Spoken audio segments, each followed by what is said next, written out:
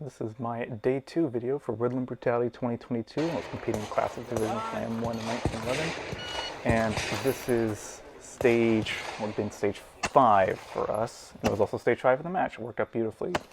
So this is another kind of stage that I liked. You start out at one of the two cars, and there's a barricade in the middle. From that car, you need to hit a torso, about 25 yards, I think, once over the top of the car, and then once again through the two open doors, through the two windows of the open doors.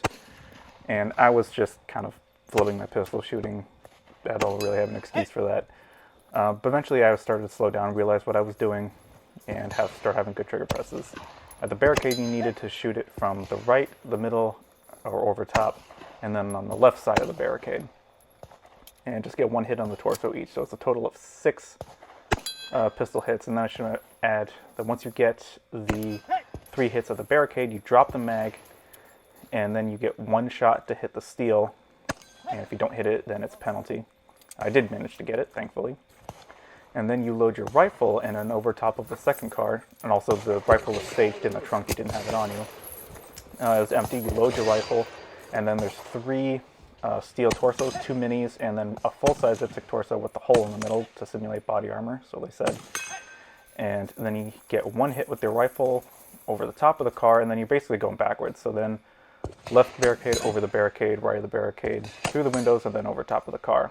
At this point, it was kind of early in the day, and so the light was at just the right angle that the leftmost target was cast in a shadow, and I had a hard time seeing it through the iron sights. It was easy to hit it when I could see it, but the lighting just made it a little bit difficult. I had fixed my issue with the helmet by now, so it wasn't falling down in front of my eyes. The middle torso and the right torso weren't a problem. It was just that left one. The lighting was just suboptimal enough that I had a hard time hitting it, and that cost me enough time that I actually timed out on this stage. This is the only, aside from the double spinner, sorry, losing my voice here, this was the only stage I actually parred out on, but that's entirely on me. I just had a hard time seeing and hitting the targets. Yeah, I almost forgot that you had to engage it from the right as well. Yeah, this is another instance where I just had a hard time getting the sights aligned properly to make a hit on it, but I was able to get it. The middle torso was never a problem. I pretty much was always able to get that in 1 shot, in spite of the big hole in the chest. That really didn't matter so much, as much as I think the stage designers had planned for it to be, because you're only at like 75 or 100 yards, so it's not really a challenge to hit it. Even when you're going backwards. The maximum I think that you're able to engage it was at 100 yards. It was just kind of a high round count for this match, relatively speaking. And I'm not able to get any of the torsos from this position, so I end up with 3 penalties on this stage plus the par time. And yeah, that's where I time out.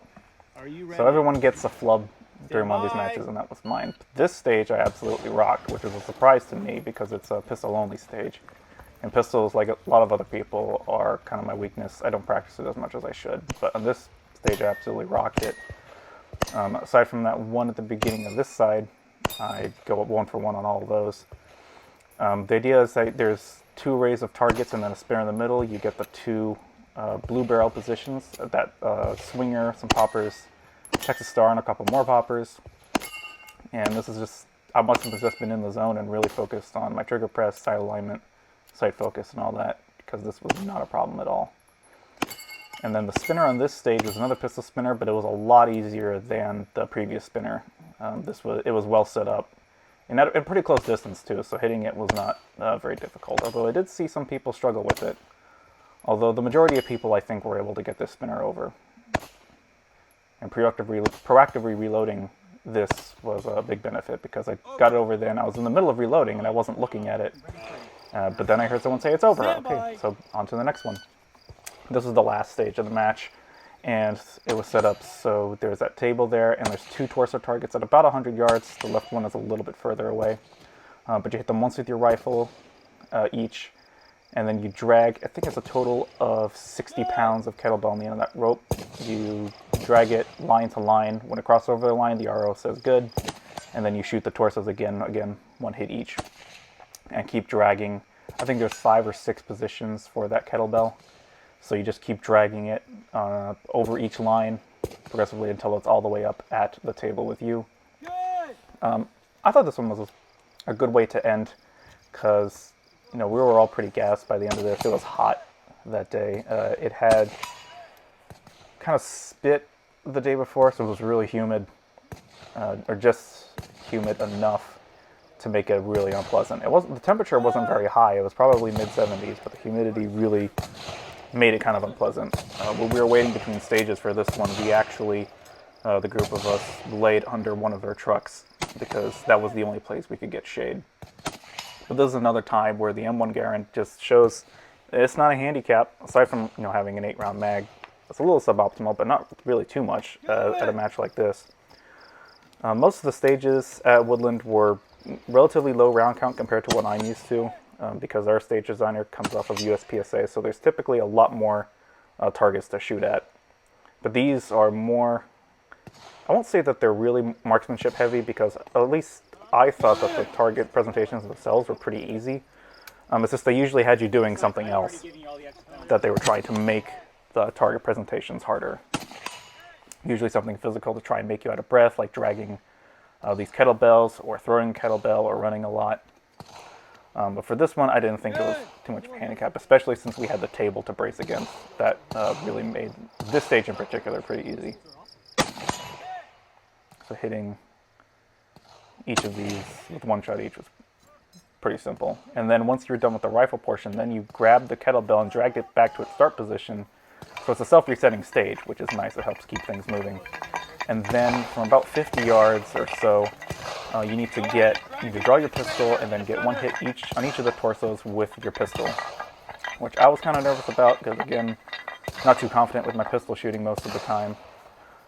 But I did really well. I got the first one with a single hit, and then the second torso I was able to get with 2 shots. Some people overcompensate when shooting pistols at this distance, and they try to hold way over, but you don't need to do that. I just held, I think, like the torso's neck, and that was all I needed to do to get the hits. I ended up placing 3rd in Classic Division, and I think 111th out of 180 people overall. I was really proud of that. I'm glad I got a little certificate to say I got 3rd in Classic. I podiumed, so I was really, really happy with that. Overall, the match was a lot of fun. I would definitely do it again, especially since it's so close. I only drive like 2 hours to get here, stay at a cabin, group guys. Yeah, that was a lot of fun. I did like most of the stage design. Like I said, the Casardo drill was kind of meh to me.